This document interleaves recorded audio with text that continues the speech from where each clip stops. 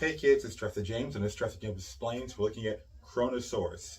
Now, the name Kronosaurus, your first thought may be Disney's dinosaur, Kron, the head iguanodon, but actually no. The name Kronosaurus is homage to Kronos, the Greek god of time. Now, know this, if you remember any of your Greek mythology 101, there are the gods, they're all gods, but the Olympians are like Zeus and Hera and Poseidon and all those guys. And their parent or aunts and uncles were the Titans. Now, Kronos was afraid because he essentially attacked and overthrew his father, that his children would attack and overthrow him. So he began to eat him whole. So when his wife had a kid, he would eat it whole. A kid, he would eat whole. Well, Zeus, of course, was spirited away, and he actually grew up and overthrew his father, and basically became the god of everything. Well, not the god of everything. He was in charge. He was a chief god. But his father Kronos was known for what? Eating his children, eating his own kind. So these are pliosaurs.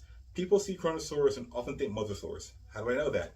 I taught a summer camp in paleontology, and kids would see this and go, oh, it's mosasaur. It's like, no, mosasaurs are actually marine reptiles related to snakes and lizards. So if you remember my video, I think 3 weeks ago, marine reptiles, I mentioned mosasaurs. They have elongated bodies, long tails. They're essentially sea snakes with flippers and attitudes. Pliosaurs are a different branch altogether. They are closer to ichthyosaurs, the marine reptiles, like the dolphin-looking ones. And of course, Pliosaurus itself, the long neck ones that we all know and love. You're seeing, the Loch Ness monster, quote unquote. So pliosaurs are a short neck version of them. And these guys have huge heads and they eat everything.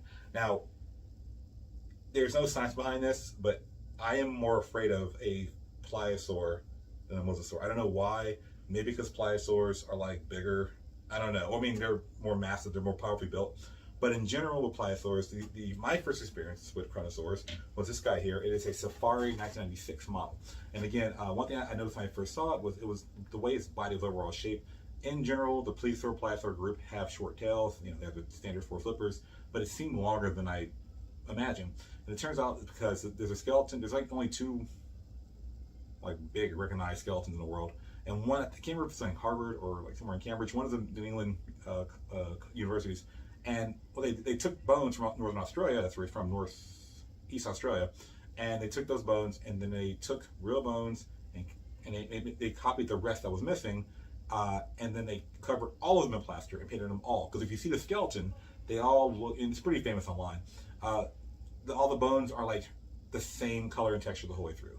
And if anyone's been around any real fossils anywhere, that's just not how it happens. Whether the bones from the same site may be different colors variation, or you have to cast and reel together.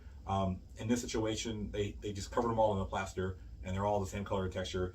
And you're like, if anyone who knows, they're like, wait a minute. So, but the main thing is the questions, and there's a whole like series of fights that it's too long. The model, the original skeleton that they're basing this toy most likely on, was too long.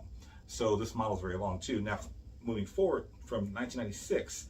To 2017, you get this guy here. Now, this one is also from Safari. This is essentially, this one is a descendant, basically. Now, the pattern you're seeing on the skin is may feel familiar because in Walking with Dinosaurs, the BBC version of 1999, they had an animal called Pleurodon. So here's a model of Pleurodon. Now, that was thought at the time to be one of the largest marine reptiles in the world. And then, as all these things are, an idea goes out there. It is attacked by peer review and goes away. But unfortunately, it was in media, or particularly educational media, and that idea is kind of stuck. So I've had a number of students tell me, "Oh, this is a Pleurodon." I'm like, and then to be fair, a lot of these toys are the companies label them wrong. I'll give you that. But no, it's supposed to be Kronosaurus based on its features and all that. But anyway, so here is an actual Pleurodon model designated as such. Move aside. But here we have the pliosaur. Now, I mentioned earlier, Kronos eating its own kind. There, if you see depictions of Kronosaurus, it will most likely be eating a plesiosaur. I see different artwork, like they're like coming out of the wall like this and biting them, but they actually found plesiosaur with bite marks, puncture marks in their skull that match the upper and lower jaws of these pliosaurs. So Kronosaurus, we definitely know ate plesiosaurs. Terrifying for these little guys, but the idea is that Kronos ate his children. Now, plesiosauruses didn't evolve from pliosaurs, they're sister groups. But the idea of eating your own type, cannibalism, not species like family or order, that is something that we're seeing happening here. Now, one thing to point out with this idea too is that the idea of them, I have not seen any papers saying that marine reptiles can jump out of the water. Like I think, you know how like in South Africa we have air jaws, where if you don't know what that is, the seal's here, and the shark hits it so hard coming from below that it actually projects out of the water and it flips around, and it's really beautifully terrifying shot. Because the bite marks on the Plesiosauruses are where they are, it implies that they would have bit like this. Now, it could have been the animal was turning sideways and a bit, I mean, let's be honest, but for the most part, they're saying, hey, it's coming from below, and that's not an uncommon technique of many modern predators in the ocean. So that's kind of a cool idea there. But like I said, it's all speculative, so don't get like super excited. I mean, oh, Plesiosauruses do that. I know seeing the Mosasaur in Jurassic World jump out of the water, and that was the whole thing. But anyway, so moving forward, get the slippers here.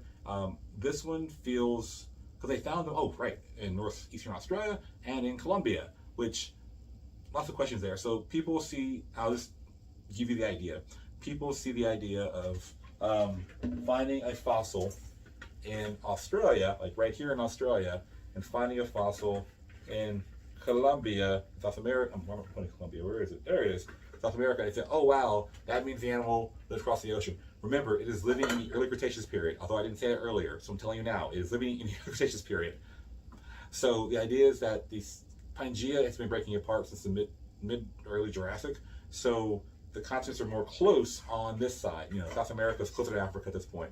So it doesn't necessarily mean, it can, I'm not going to say it won't, swim across like that to Australia, and that region, it's just to be its territory. Do you know when Pangea existed? Well, we know the Pacific Ocean was not the Pacific Ocean. It was called we call it now the Peninsula Ocean. And the idea is that ocean crust has been destroyed, so now it's Pacific.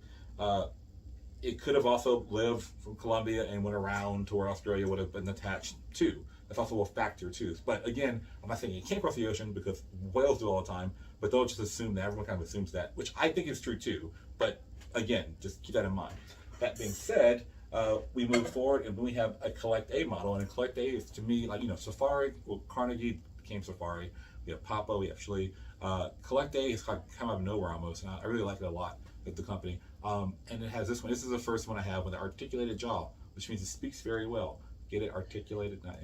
Anyway, one thing to point out I like a lot is that they clearly saw a skeleton, because a lot of these toy makers don't even, when I draw a dinosaur or any prehistoric creature, I look at the skeleton first, and I look at how the bones bend where they bend. So you draw the leg of a dinosaur a certain way. I also look at modern equivalents. So you see a skeleton of a dolphin or a whale. You see the actual animal today.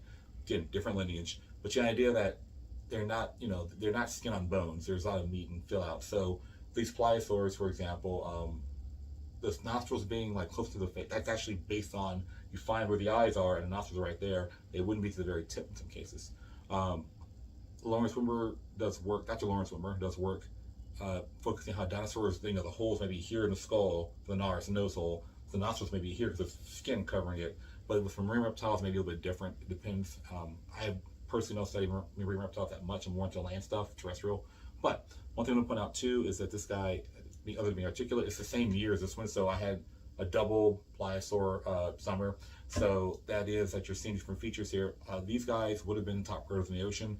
Their competition would have been, of course, the Mosasaurs. And although Plesiosaurus itself is older than the Elastosaurus, which is a longer design, wasn't as big of a predator as these guys. These Mosasaurus would have been top predators.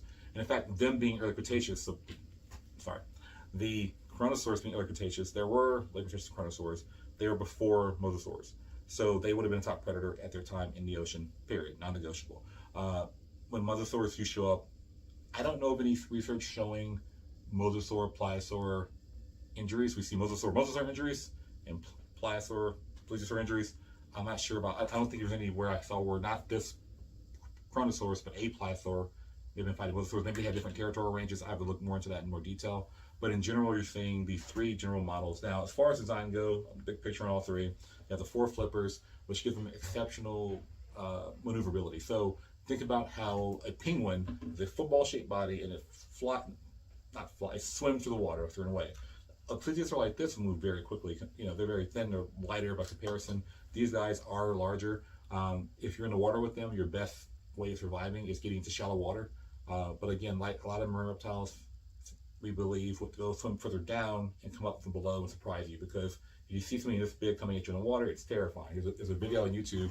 I'm somewhere in Florida where a young lady is in the water and there's this large mass coming towards her in the water. And bear in mind, Florida is an area where we have great white sharks and we can have crocodiles and alligators in the water in certain areas. And she's freaking out. And even though I have like my first thought, I couldn't see what it was below the water in the video. And my first thought was like, what is this thing? It was a manatee. But then just to think for a minute, this large, because manatees, quote unquote, sea cows, pretty big, coming at you in the water, you know, for a minute, your fear of flight, you know, you can't run because you're in the water, so you're really fast. So, I mean, imagine something this large coming at you. So it would make more sense for these animals to go below and come up from below like that. Again, the fossil record implies that, but we don't know for sure. This has a pretty big fat tongue. Interesting. There was a paper about dinosaur tongues came out recently. I say recently, like 2 years ago. And the idea is that like the Jurassic Park 2, Lost World Kronosaurus tongue coming out and doing that. Probably like more like alligator tongues kind of sitting in the jaw like that.